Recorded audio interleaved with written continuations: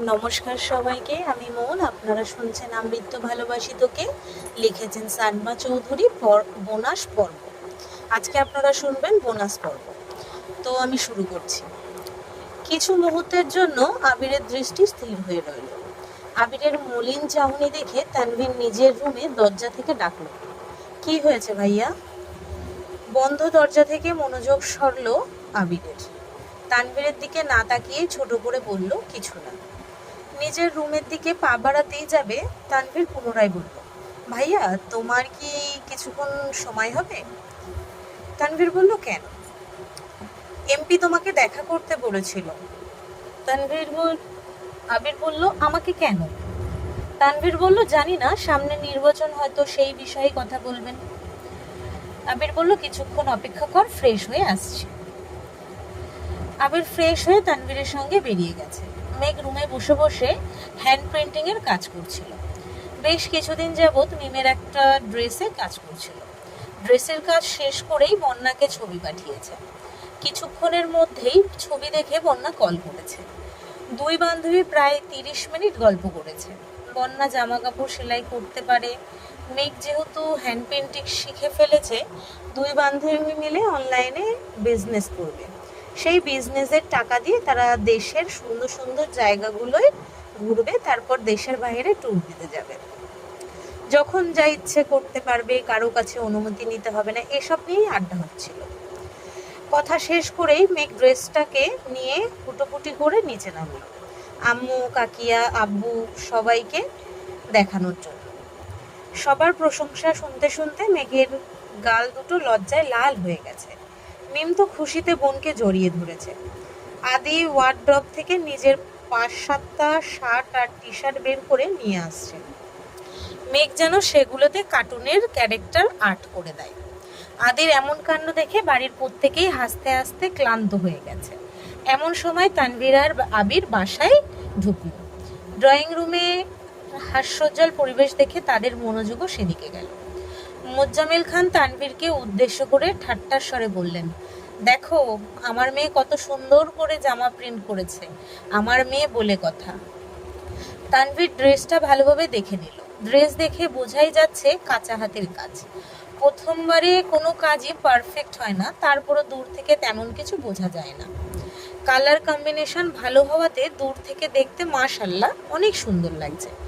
তানভীরের পাশাপাশি আবিরও ড্রেসের দিকে তাকালো। চোখাচোখি হলো আবির মেঘের। অভিমানে মেঘ চোখ নামিয়ে নিল। কয়েক সেকেন্ড পর আবিরও অন্যদিকে তাকালো। তানভীর আব্বুর ঠান্ডা বুঝতে পেরে সেও মজার ছড়ে বলল, শুধু আপনার মেয়ে বলে না, আমার বোন বলে এত সুন্দর প্রিন্ট করতে পেরেছে। আমার বোনের মতো লক্ষ্মী মেয়ে আর একটাও খুঁজে পাওয়া যাবে না। তানভীরের কথা শুনে সকলেই হাসতে শুরু করেছে।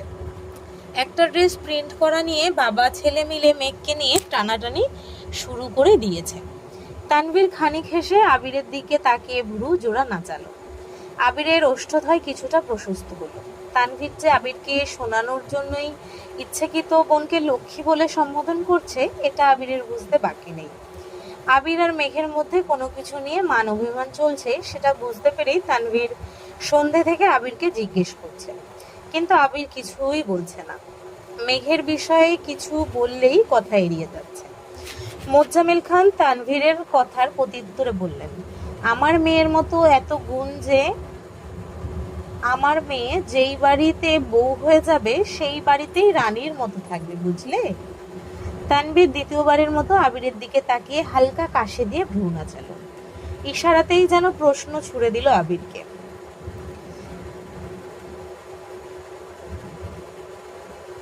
কি রাখবে তো রানীর মতন? তানভীরের মুখের হাসি থাকলেও আবিরের ভ্রু যুগল কুচকানো। আব্বু চাচ্চুকে সে এক বিন্দু বিশ্বাস করতে পারে না। আজ মজার ছলে বলেছেন, কিন্তু দুদিন পর যে তার ব্যবস্থা করতে যাবেন না, তার কি গ্যারান্টি আছে? ভাবতেই আবিরের কলিজা কেঁপে উঠল। আর এক মুহূর্ত দাঁড়ালো না। সিঁড়ি দিয়ে উঠতে উঠতে মালিয়া খানকে উদ্দেশ্য করে বললেন, আম্মু খাবার রেডি করো। মেঘ চোখ জোড়া ছোট করে সিঁড়ির পানে চেয়ে আছে। অষ্টাদশীর অভিমানী মনে অভিমানীরা তীব্রভাবে হানা দিয়েছে। সন্ধ্যাবেলা আবির ভাইকে রাগ দেখালো, অথচ আবির ভাই নিজে থেকে একবারের জন্য কথা বলার চেষ্টা করলো না। ড্রেস দেশে সকলেই প্রশংসা করেছে, কিছু একটা কমেন্টস হলেও করেছে, অথচ আবির ভাই কিছুই বললেন না। পৃথিবীর বুকে এই একটা মানুষের হৃদয়ই বোধহয় শক্ত পাথরের তৈরি, যেই হৃদয়ে না আছে কোনো অনুভূতি আর না আছে আবেগ। ড্রেসটা মিমকে দিয়ে দিল, এখনো রং ঠিক মতো শুকায়নি, শুকালেই ব্যবহার করতে পারবে। সবার সঙ্গে মেঘও খেতে বসেছে। আবির একটা ব্যাগে ল্যাপটপ আর কিছু জামা প্যান্ট নিয়ে নিচে এসেছে, ব্যাগ রেখে খেতে বসেছে। খুব তাড়াহুড়োতে খাবার শেষ করেছে। আলী আহমেদ খান একবার ব্যাগের দিকে তাকাচ্ছেন, একবার আবিরের দিকে। ছেলের তাড়াহুড়ো দেখে কিছু বলতে গিয়ে বারবার আটকে যাচ্ছে। অবশেষে শুধালেন, এত রাতে কোথায় যাবে? আবির বলল, কাজ আছে। আলী আহমেদ খান বলল, আসবে কখন? আবির বলল, 3-4 দিন পর। আলী আহমেদ খান বলল, অফিস? ঢাকাতেই থাকবো, সমস্যা নেই, অফিসে সময় মতন চলে আসবো। ঢাকাতে থাকবে মানে? ঢাকা তোমার কি এমন কাজ যে বাসা ছেড়ে বাইরে থাকতে হবে? আবির বলে, আছে হয়তো কোনো গুরুত্বপূর্ণ কাজ। সকলেই নির্বাক। আবির খাবার শেষ করে হাত ধুয়ে ব্যাগ নিয়ে সবার থেকে বিদায় নিয়ে বেরিয়ে পড়েছে। সকলের মতো মেঘও স্তব্ধ হয়ে আছে, কথাবার্তা নেই, হুট করে বাসা থেকে বেরিয়ে গেলেন। এসব কাজ ছেলেদের পক্ষেই সম্ভব। বাইরে রাত কাটানো, বড়দের মুখের উপর কথা বলা, বেপরোয়া চলাফেরা, সব স্বাধীনতাই ছেলেদের। মালিয়া খান রান্নাঘর থেকে বেরিয়ে আস্তে আস্তে বললেন, আপনাকে কতবার বলেছি ছেলেকে বিয়ে করাতে, ঘরে বউ থাকলে এমনভাবে রাত বিরেতে বাইরে ঘুরবে না। আচ্ছা দেখছি। দেখতে দেখতে 3 দিন কেটে গেল। আবির এখনো বাসায় ফেরেনি। অভিমানী মেঘ সারাক্ষণ নিজেকে ব্যস্ত রাখে যেন আবির ভাইয়ের কথা মনে না পড়ে। মিম আদির সঙ্গে খেলাধুলা করে, টিভি দেখে, ক্লাসে যায়, অথচ সারাদিনের ব্যস্ততার মাঝেও হঠাৎ করেই বুকের ভেতর থেকে দীর্ঘশ্বাস বেরিয়ে আসে। কারো কণ্ঠ শোনার জন্য মনটা ছটফট করতে থাকে। সহ্য করতে না পেরে কল দিল সেই পাথুরে হৃদয়ের মানবকে। পরপর 2বার কল দিল, অথচ রিসিভ হচ্ছে না। মনকে সান্ত্বনা দিচ্ছে হয়তো ব্যস্ত আছেন, কিন্তু মনটাও মাঝে মাঝে সান্ত্বনা মানতে চায় না। মন যে চিৎকার করে বলছে তাকে লাগবে, মানে লাগবেই, এখন এই মুহূর্তেই লাগবে। মনের কথা রাখতে 3য়বারের মতন ডায়াল করলো, অথচ নো রেসপন্স। 5 মিনিটের মতো নিশ্চুপ বসে রইল মেঘ। বারবার ফোনের দিকে তাকাচ্ছে, মনে হচ্ছে এই বুঝি সেই পাথুরে মানবের কল আসলো। নিজের প্রতি রাগ আর অভিমান বেড়েই চলেছে। নিজের রাগ করে নিজেই বেহায়ার মতন কল দিচ্ছে, অথচ আবির ভাই রিসিভও করছে না। রাগে ক্ষোভে একসময় 2 চোখ বেয়ে পানি পড়তে শুরু করেছে। বিকেল পেরিয়ে রাত হয়ে গেছে, অথচ আবির ভাইয়ের কোনো খবর নেই। প্রায় 10টার দিকে আবির কল ব্যাক করেছে। একবার রিং হতেই মেঘ সঙ্গে সঙ্গে রিসিভ করলো। ওপাশ থেকে আবির বলল, সরি, কাজে ব্যস্ত ছিলাম, কল দেখিনি। প্রখর অভিমান মুহূর্তেই গলে পানি হয়ে গেছে। মেঘ ফুপিয়ে কাঁদতে শুরু করে দিয়েছে। আবির উদ্বিগ্ন কণ্ঠে শোধাল, মেঘ, কি হয়েছে তোর? এই মেঘ। সঙ্গে সঙ্গে কল কেটে দিয়েছে মেঘ। আবির কলের পর কল করছে, অথচ রিসিভ হচ্ছে না। প্রেয়সীর মলিন চেহারা যেখানে আবিরের হৃদয়কে ক্ষতবিক্ষত করে, সেখানে তার প্রেয়সী কাঁদছে। কিছুক্ষণের মধ্যেই আবির বাড়ি ফিরল। ড্রয়িং রুমে সোফায় বসে ইকবাল খান নিউজ দেখছিলেন। আবিরকে দেখে চিন্তিত কণ্ঠে বললেন, তুই না আরো 2 দিন পরে আসবি বলেছিলি? জবাবে আবির বলল, ইচ্ছে হলো তাই চলে আসছি। আবির দ্রুত পায়ে সিঁড়ি দিয়ে উঠেই মেঘের রুমে ঢুকলো। মেঘ বিছানায় উপর হয়ে শুয়েছিল, হয়তো ঘুমিয়ে পড়েছে। আবির ব্যাগটা চেয়ারের উপর রাখতেই মেঘ উঠে বসেছে। সিক্ত চোখে এক পলক আবিরকে আপাদমস্ত দেখেই চিবুক নামিয়ে নিল। আবির মেঘের কাছাকাছি এসে প্রশ্ন করল, কি হয়েছে তোর? মেঘের নিস্তবতা দেখে আবির মেঘের কপালে হাত দিয়ে জ্বর পরীক্ষা করলো। কপাল ঠান্ডা, তবে হলোটা কি? কয়েকবার মেঘকে জিজ্ঞেস করার পর সাড়া না পাওয়ায় আবির বিছানার পাশে ফ্লোরে বসে পড়েছে। ফ্লোরে বসে বিছানার পাশে মাথা রেখে মেঘের অভিমানী মুখের পানে চেয়ে আছে। আবিরের কাণ্ড দেখে মেঘ তার চিবুক নামিয়ে গলায় ঠেকালো। তবে আবিরের দৃষ্টি সরল না। হঠাৎই আবির হাত বাড়িয়ে ব্যাগটা নিজের কাছে নিয়ে সেখান থেকে একটা শপিং ব্যাগ আর একটা কাচ্চির প্যাকেট বের করে চেয়ারের উপর রেখে সেই শপিং ব্যাগ থেকে কয়েকটা বেলি ফুলের মালা বের করলো। মেঘ আর চোখে মালাগুলোর দিকে তাকিয়ে সহসা মুখ অন্যদিকে ঘুরিয়ে ফেলেছে। আবির মোলায়েম কণ্ঠে ডাকলো, ম্যাম। মেঘ আবিরের দিকে তাকিয়ে ভেঙচি কেটে বিড়বিড় করে বলল, আল্লাদিটাকে মেঘের রাগ ভাঙবে না।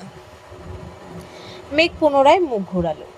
আবির মৃদু এসে বলল, হৃদয়ে বহিছে প্লাবন, তীব্র ব্যাকুলিতা, তুই আমার নির্ভীতে যতনে রাখা বেলি ফুলের পুষ্পমালা। মেঘ কপাল কুঁচকে চোখ গোল গোল করে তাকিয়ে রাগান্বিত কণ্ঠে বলল, এসব ভাবের কথা আমায় শোনাতে আসবেন না, সবকিছু মাথার উপর দিয়ে যায়। আবির কিছুটা শব্দ করেই হাসলো। মন খারাপ, রাগ, অভিমান দূরে সরিয়ে হাত বাড়িয়ে নমনীয় কণ্ঠে বলল, দেখি হাতটা দে। মেঘ বলল, দরকার নেই। আবির কণ্ঠস্বর ভারী করে বলল, শরীরে আকাশসম ক্লান্তি নিয়েও জ্যাম পেরিয়ে শহর ঘুরে ফুল নিয়ে আসছি, ঢং করিস না প্লিজ। মেঘ বলল, আমি ঢং করছি? আবির বলল, ঢঙিরা ঢং করবে, এটাই তো স্বাভাবিক। মেঘের উত্তরের তোয়াক্কা না করেই আবির মেঘের হাত টেনে আলতোভাবে হাতে বেলি ফুলের মালা বেঁধে নিয়েছে। মেঘ কয়েকবার হাত সরাতেও চেয়েছে, কিন্তু আবিরের অগ্নিদৃষ্টি দেখে মাথা নিচু করে রাগে গজগজ করতে করতে বলল, আপনার কি আমাকে লোভে মনে হয়? আবির বলল, কেন? যখন যা ইচ্ছে আচরণ করবেন, যা তা বলবেন, যেভাবে খুশি ভাব দেখাবেন, তারপর কাচ্চি, মালা, চকলেট, হাবি জাবি নিয়ে এসে আমার মন গলানোর চেষ্টা করবেন? আবির কণ্ঠস্বর ভারী করে বলল, যা ইচ্ছে আচরণ আমি করতে চাই না, তোর কিছু কিছু কর্মকাণ্ড আমায় সেসব আচরণ করতে বাধ্য করে। সেজন্যই তো কল দিলে কল ধরেন না, পাষাণ। আবির শান্ত কণ্ঠে বলা শুরু করলো, আমি সত্যি সত্যি ব্যস্ত ছিলাম, অফিসের পাশাপাশি অন্যান্য কাজ নিয়ে খুব ব্যস্ত ছিলাম। বিকেলের পর ফোন হাতে নেওয়াই সময় পাইনি। সত্যি বলছি, আমি, বিশ্বাস কর। মেঘ বিরক্তির স্বরে বলল, আমি আপনাকে বিশ্বাস করি না। আবিরের চোখের বর্ণ কিছুটা পরিবর্তন হতে শুরু করেছে। আবির ভ্রু কুঁচকে পুনরায় প্রশ্ন করল, তুই আমায় বিশ্বাস করিস না? মেঘ বলল, না। আবির বলল, একটুও করিস না? মেঘ বলল, না। আবির বলল, সত্যি? মেঘ বলল, হুম। আবির যেখানে বিশ্বাস নেই সেখানে আবিরের কোনো কথাও নেই। আবির চলে যেতে নিলে মেঘ মুচকে হেসে বলে, একটু একটু বিশ্বাস করি। এক চিমটি বিশ্বাসের কোনো প্রয়োজন নেই, চোখ বন্ধ করে আমায় বিশ্বাস করতে পারলে তবেই বলিস। আবির কারো অবিশ্বাসের পাত্র হয়ে থাকতে চায় না। মেঘ আহামক্কের মতো চেয়ে আছে। সামান্য কথাতে আবির ভাই এভাবে রেগে যাবে মেঘ সেটা ভাবতেও পারেনি। আবির রাগে ব্যাগ নিয়ে নিজের রুমের উদ্দেশ্যে বেরিয়ে পড়েছে। রাত 11:50 নাগাদ মেঘ চুপি চুপি আবিরের রুমের সামনে এসেছে। ড্রয়িং রুমের একটা লাইট ব্যতীত পুরো বাড়ির লাইট অফ। 12টায় নিউ ইয়ার, এর জন্য মূলত আবির ভাইকে বেশি মিস করছিল। কল দিয়েও বলতো, কিন্তু আবির কণ্ঠের কণ্ঠ শুনে নিজেকে স্বাভাবিক রাখতে পারেনি। বুকের ভেতরের অভিমানের পাহাড় গলতে শুরু করেছিল। নতুন বছর প্রিয় মানুষের সঙ্গে কাটাবে ভেবেই সন্ধ্যায় ছাদ থেকে অনেকগুলো ফুল এনে সেগুলোকে সাজিয়েছে। সাথে একটা সুন্দর গিফট কার্ড বানিয়ে তাতে ডিজাইন করে হ্যাপি নিউ ইয়ারও লিখেছে। সাথে সুন্দর একটা চাবির রিং কিনে এনেছে। মানুষ বলে বছরের প্রথম দিন যেভাবে কাটে সারা জীবন নাকি সেভাবেই কাটে। কুসংস্কার জেনেও মেঘের ইচ্ছে সে আবিরের সাথে নতুন বছর শুরু করবে। গিফটগুলো নিয়ে আস্ত করে দরজা ধাক্কা দিতে চোখ পড়ে বিছানার দিকে। সামান্য আলোতে আবিরের নাক আর কপাল দেখা যাচ্ছে, লেপে ঢাকা সম্পূর্ণ শরীর। মেঘ সেখানে দাঁড়িয়েই পায়ের নুপুর দুটাকে নিচ থেকে দু হাত দিয়ে উপরে তুলে পায়ের মাংসল অংশে আটকে দিয়েছে যেন হাঁটলে শব্দ কম হয়। খুব সতর্কতার সহিত পা রাখলো রুমের মধ্যে। গিফটগুলো যত্ন সহকারে টেবিলের উপর রেখে তাকালো আবিরের অভিমুখে। গত 3 দিন ঠিকমতো ঘুম হওয়া ঘুম খাওয়া কিছুই হয়নি। ক্লান্তিতে আবিরের চোখের পাতা বারবার বন্ধ হয়ে আসছিল, তাই রুমে এসে শাওয়ার নিয়ে শুয়ে পড়েছে। মেঘ আবিরের মাথার কাছে দাঁড়াতেই আবিরের থুতনি পর্যন্ত দেখা যাচ্ছিল। থুতনির নিচ থেকে বাকি শরীর লেপের নিচে ঢাকা। মেঘের বুকে চাপা অভিমান দীর্ঘশ্বাস হয়ে বেরিয়ে আসছে। সঙ্গে সঙ্গে ঢোক গিলে নিজের নাক মুখ চেপে ধরল। একবার আবির ভাই বলেছিল, নিঃশ্বাসের শব্দে আমি তোর অস্তিত্ব উপলব্ধি করতে পারি। পুরনো কথাটা মনে পড়তেই নাক মুখ চেপে ধরেছে। এবার আর কোনোভাবেই ফাঁসা যাবে না।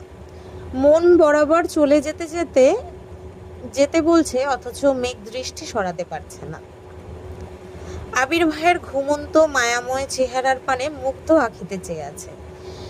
যে মানুষটার উপস্থিতি হৃদয়ে তোলপাড় চালায়, যার শানিত দৃষ্টি হৃদয়টাকে ক্ষতবিক্ষত করে, সেই মানুষটা কি সুন্দর ঘুমিয়ে আছেন। অষ্টাদশীর মনের রাজ্য অনুভূতিরা সব অভিমান ভুলে নবরূপের সেই শ্যামবর্ণের পুরুষের প্রেমে পড়তে বাধ্য হয়েছে। স্থির দৃষ্টিতে চেয়ে মনে মনে বিড়বিড় করে বলল, আপনি এত কিউট কেন? মনে হয় আল্লাহ আপনাকে বানানোর সময় কিউটনেসের ডিব্বা আপনার উপর ঢেলে দিয়েছিল। ব্যালকানি দিয়ে আসা কনকনে ঠান্ডা বাতাস গায়ে লাগতেই শরীরের লোম দাঁড়িয়ে পড়েছে। সেই সঙ্গে মেঘও কেঁপে উঠেছে। এই ঠান্ডায় বেশিক্ষণ এখানে থাকা যাবে না। শরীরের কম্পনের শব্দেই আবির ভাই সজাগ হয়ে যাবে। বারবার যেতে চাইছে, কিন্তু ঘুমন্ত আবির ভাইকে দেখার লোভ সামলিয়ে যেতে পারছে না।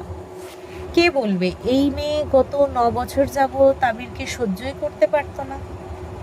আবির বাড়ি ফিরেছে সবেমাত্র 6 মাস হয়েছে। এতেই আবিরের প্রতি পুরোপুরি আসক্ত হয়ে পড়েছে।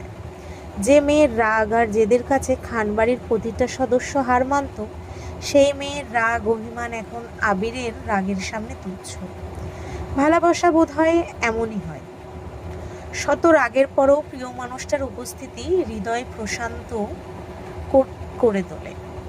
দেয়াল ঘড়ির টিনটিন শব্দে মেঘের ঘুর কাটে। ঘাড় ঘুরিয়ে সেদিকে তাকিয়ে দেখলো ঘড়িতে 12টা বাজে। বুক দুকবুক করতে শুরু করেছে। মনে অপরাধমূলক কাজ করার নিষিদ্ধ ইচ্ছে জেগেছে। বুক ফুলিয়ে অনেকটা শ্বাস টেনে নিঃশ্বাস আটকে আবিরের কপাল বরাবর মুখ এগিয়ে নিল। উদ্দেশ্য আবিরের কপালে চুমু খাবে। একটু সামনে এগোতেই বুকের ভেতরটা অস্বাভাবিকভাবে কাঁপতে শুরু করেছে। অষ্টাদশী বুঝতে পারছে এই কাজ তার পক্ষে সম্ভব না। ঘন ঘন নিঃশ্বাস ফেলতে শুরু করেছে। নিজেকে সামলাতে বাম হাত দিয়ে মুখ চেপে চলে যাওয়ার জন্য পা বাড়াতেই যাবে, অমনি ডান হাতে টান অনুভব করে। কয়েক সেকেন্ডের ব্যবধানে নিজেকে বিছানায় আবিষ্কার করল। আবির মেঘের ডান হাত জোরে টান দেওয়ায় মেঘ আবিরের উপর এসে পড়ে। তৎক্ষণাৎ মেঘকে অপর থেকে পাশে সরিয়ে আবিরের গায়ের লেপ দিয়ে মেঘের গা ঢেকে দিয়ে মেঘের কাঁধের দুপাশে দুহাত ভর দিয়ে মেঘের মুখোমুখি উপর হয়ে শুয়েছে। আবিরের শরীরে না আছে লেপ, না আছে শীতের ভারী কোনো জ্যাকেট। একটা ট্রাউজার আর ফুল হাতা টি শার্ট পরনে। মেঘ দাঁতে দাঁত চেপে ধরে আছে। বন্ধ দু চোখের পাতা। হাত খোপায় বাঁধা চুলগুলো খুলে এলোমেলো হয়ে আছে। দু হাতে বেলি ফুলের মালা। বেলি ফুলের সুবাস ছড়াচ্ছে রুমে। নিশ্চুপ আবির, দৃষ্টি মেঘেতে নির্বদ্ধ। মেঘ নিভু নিভু চোখে তাকাতেই আবিরের ঘনিষ্ঠতা অভিলব্ধ করল। পুনরায় চোখ বন্ধ করে ফেলেছে। অষ্টাদশীর হৃদয় স্পন্দনের মাত্রা বেড়েছে কয়েক গুণ। বেলি ফুলের সুবাসের সঙ্গে আবির ভাইয়ের শরীর থেকে আসা তীব্র ঝাঁঝালো গন্ধে মাতোয়ারা হয়ে যাচ্ছে। আবির ভাইয়ের এত কাছাকাছি আসায় মেঘের শরীরের রক্ত সঞ্চারণ বেড়ে যাচ্ছে। অজানা শিহরণ বইছে শরীরে। আবিরের আখি যুগলে ঘুম লেপ্টে আছে। শান্তিময় ঘুমের দেশে নির্মগ্ন ছিল আবির। কিন্তু অষ্টাদশীর অনাদেয় কর্মকাণ্ড আবিরের গভীর ঘুমের ব্যাঘাত ঘটিয়েছে। আবির ঘুম ঘুম চোখেই মেঘকে দেখছে। মেঘ কয়েকবার ঢোক গিলে ভয়ে ভয়ে চোখ মেলল। চোখাচোখি হলো আবিরের সঙ্গে। লেপের ভিতর মেঘের শরীর ঘামতে শুরু করেছে, বুকের ভিতর প্রবল ঝড় বইছে। মেঘ চোখ চোখ নামিয়ে বলতে চেষ্টা করলো, আ আমা আমার। আবিরের এক হাতে শরীরের সম্পূর্ণ ভর ফেলে অন্য হাতের আঙুল দিয়ে মেঘের ঠোঁট স্পষ্ট করল। অমনি মেঘ পাথর বনে গেল। আবিরের দৃষ্টি স্পষ্ট, কোনো কিছুই আজ স্বাভাবিক নয়। অষ্টাদশীর মস্তিষ্ক জুড়ে চিন্তারা ঘুরপাক খাচ্ছে। কি হতে চলেছে তার সাথে? একদিকে আবির ভাইয়ের কাছে ধরা পড়ার ভয়, অন্যদিকে আবির ভাইয়ের এত কাছে আসা। প্রচণ্ড অস্বস্তিতে ভুগছে মেঘ। দীর্ঘকালীন নীরবতা ভেঙে আবির ঘুম ঘুম কণ্ঠে বলল, নিষেধ অমান্য করার শাস্তি তবে দিতেই হচ্ছে। মেঘ বিপুল চোখে তাকিয়েছে। শরীরের কম্পন তীব্র থেকে তীব্রতর হচ্ছে, ভয়ে নাক ঘামছে। আবির ঠোঁটের উপর থেকে আঙুল সরিয়ে মেঘের নাকের ঘাম মুছে পুনরায় কাঁধের পাশে হাত রাখল। মেঘের গলা ভার হয়ে আসছে, কথা আটকে যাচ্ছে। জোরপূর্বক বলল, সরি। এসব সরি টরিতে আবিরের মন গলানো সম্ভব না। আগেই সাবধান করেছিলাম, অঘটন ঘটলে আমি দায়ী না। তারপরও কথা মানিসনি, ধ্বংসের দ্বার প্রান্তে এসেছিস। মেঘ ভয়ে ভয়ে বলল, প্লিজ ছাড়ুন। আবির ভ্রু কুঁচকে বলল, ধরেই তো নি, ছাড়বো কেমন করে? মেঘ বলল, সরুন, আমি যাব। আবির বলল, এত সহজে তো ছাড়ছি না। ম্যাম, আপনি অপরাধ করেছেন, শাস্তি আপনাকে পেতেই হবে। মেঘ চোখ বন্ধ করে ফেলেছে। আজ তার সঙ্গে কি হতে চলেছে সে নিজেই জানে না। এদিকে আবির দুহাতে ভর রেখেই অষ্টাদশীর মুখোমুখি এগিয়ে যাচ্ছে। দুজোড়া ওষ্ঠের মাঝে শুধু কয়েক সেন্টিমিটারের ব্যবধান। মেঘের চোখ বন্ধ, ক্রমাগত কাঁপছে ওষ্ঠদ্বয়। তখনই আবিরের ফোনের রিংটন বেজে উঠল। রিংটনের শব্দে আবির মেঘের কাছ থেকে সরে শোয়া থেকে উঠে বসল। মেঘের এলোমেলো চুলের নিচে আবিরের ফোন। মেঘ মাথা তুলে হাত বাড়িতেই ফোনটা হাতে নিয়ে স্ক্রিনে তাকাতেই দেখলো মালা নামে সেভ করা নাম্বার থেকে কল আসছে।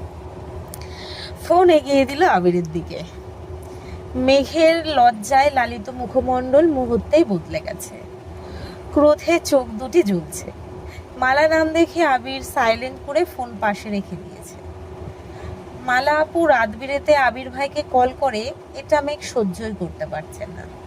গা থেকে লেপ সরিয়ে বিছানা থেকে নামতেই আবির আলতোভাবে মেঘের হাত ধরে, কিন্তু মেঘ রাগে এক ঝটকায় আবিরের হাত ছাড়িয়ে গজগজ করতে করতে রুম থেকে বের হয়ে যাচ্ছে। আবির তপ্ত স্বরে বলল, শাস্তিটা তোলা রইল, পরের বার ছাড় দিব না।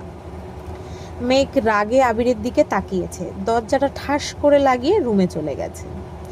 মালা আপু আবির ভাইকে পছন্দ করে, হয়তো আবির ভাই পছন্দ করেন না। মিমের বলা ঘটনা যদি সত্যি হয়, তবে মালা আপুর হাতে আশিক নাম আবির ভাই লিখিয়েছেন, আর সেই কাজ মেঘের জন্যই করেছেন।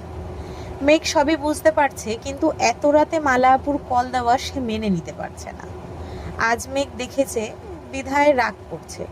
সব সময় তো সে দেখে না, তবে কি প্রতিদিনই মালা আপুর সঙ্গে আবির ভাইয়ের কথা হয়? মেঘের রাগ বেড়েই চলেছে। মালা আপুর থেকেও আবির ভাইয়ের প্রতি বেশি রাগ হচ্ছে। কেটে গেল কিছুদিন। মেঘ ইদানিং আবিরকে ইগনোর করে চলে। আবির ভাইকে দেখলেই মালা আপুর কথা মনে পড়ে আর রাগে ফুঁসতে থাকে। আজ সভাপতি নির্বাচনের সময় বেশিরভাগ ক্ষেত্রে জনপ্রিয়তাকেই প্রাধান্য দেওয়া হয়, তবে তানভীরদের ক্ষেত্রে বিষয়টা একটু ঝামেলার। যেমন বর্তমান সভাপতি আর তানভীর দুজনের জনপ্রিয়তায় প্রায় সমান সমান, তবে কাজের প্রতি দায়িত্ববোধ, কথা বলার দক্ষতা, জনসাধারণের প্রতি আচরণ, এসব ক্ষেত্রে সভাপতির থেকেও তানভীর এগিয়ে আছে।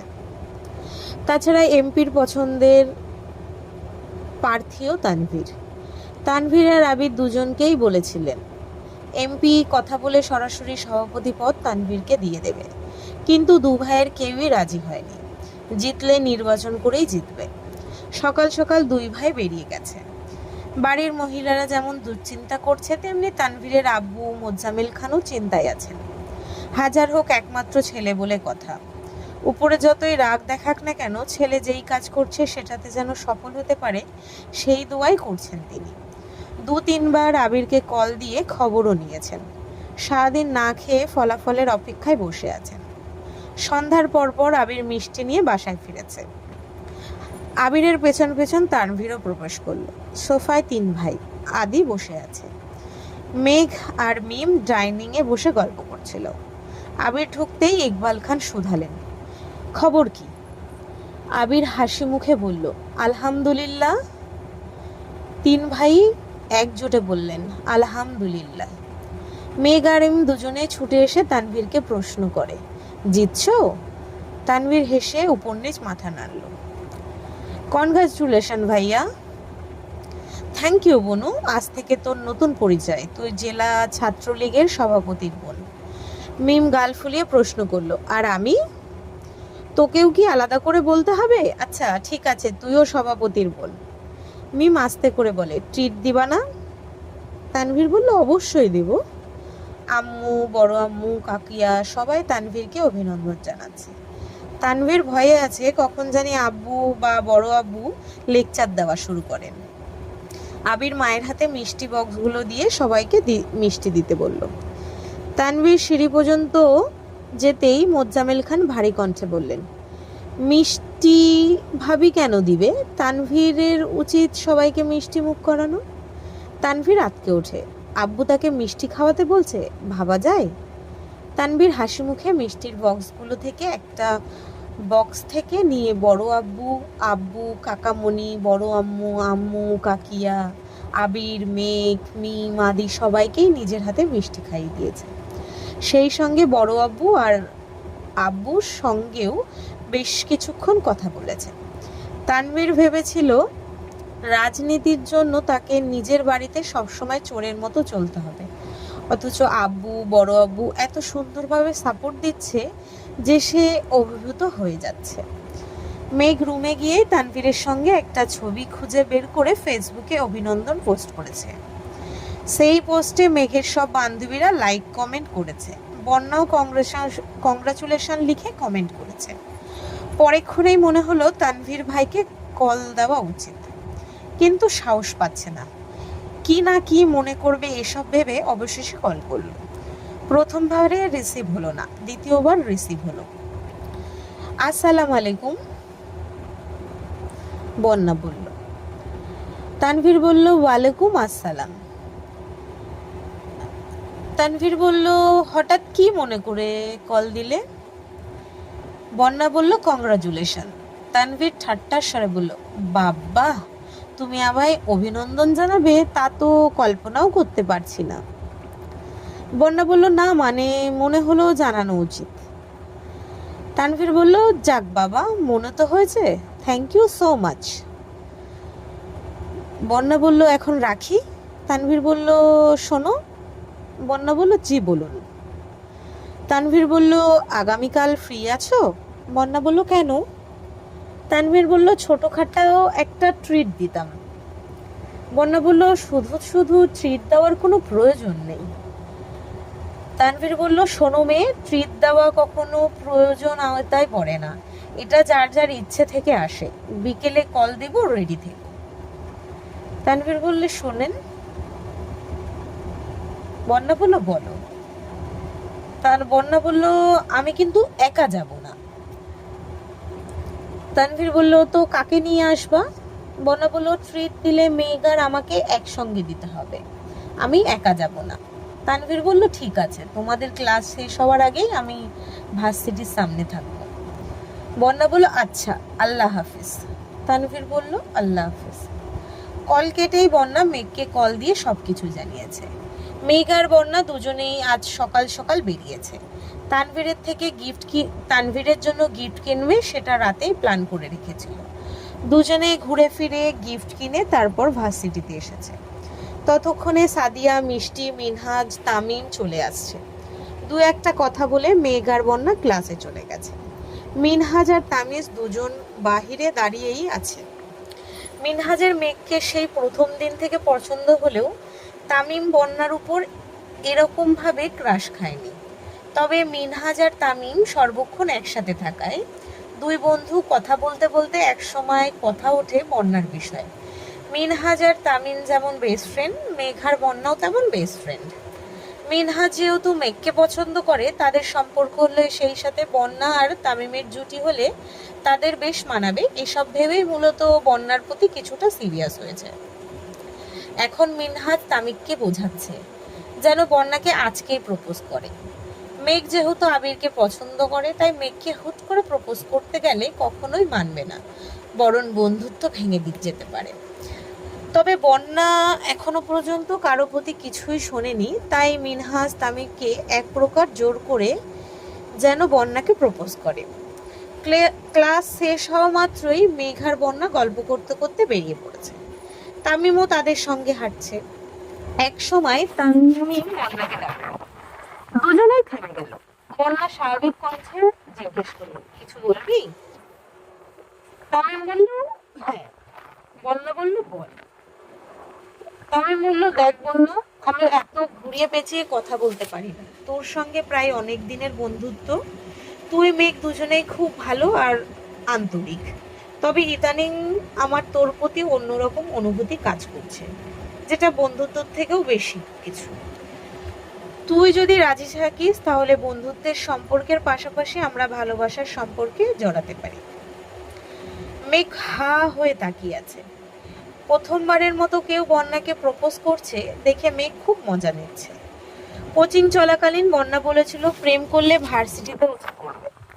ভার্সিটিতে এটাই প্রথম প্রপোজ। বন্যা কিছুক্ষণ নীরব থেকে স্বাভাবিক ভঙ্গিতে বলতে শুরু করলো, তোর মনে অনুভূতি জেগেছে তা আমায় জানিয়েছিস, কিন্তু আমার মনে তোর প্রতি এরকম কোনো অনুভূতি নেই। আমি এখন কোনো রকম সম্পর্কে জড়াতে চাই না, আর সমবয়সী কোনো ছেলের সাথে তো নয়ই। তোকে বন্ধু ভেবেছি, সবসময় তাই ভাববো। এর বেশি কিছু ভাবা আমার পক্ষে সম্ভব না, সরি। বন্যা চলে যাচ্ছে।